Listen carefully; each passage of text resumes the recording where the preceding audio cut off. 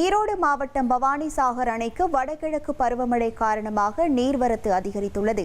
இதனால் அணையின் நீர்மட்டம் 102 அடியை எட்டியுள்ளது. அணையிலிருந்து 8300 கன அடி உபரி நீர் திறக்கப்பட்டுள்ளதால் பவானி ஆற்றின் கரையோர மக்களுக்கு வெள்ள அபாய எச்சரிக்கை விடுக்கப்பட்டுள்ளது. தொடர் மழை காரணமாக சேலம் மாவட்டம் மேட்டூர் அணை முழு கொள்ளளவை எட்டியுள்ளது. அணையின் நீர்மட்டம் 120 அடியை எட்டியுள்ளதால் அணையிலிருந்து 30,500 கன அடி நீர் வெளியேற்றப்பட்டு வருகிறது. அணைக்கு வரும் நீர்வரத்து அதிகரித்ததால் கூடுதலாக நீர் திறக்க வாய்ப்புள்ளதாகவும் நீர்வளத்துறை அதிகாரிகள் எச்சரித்துள்ளனர்.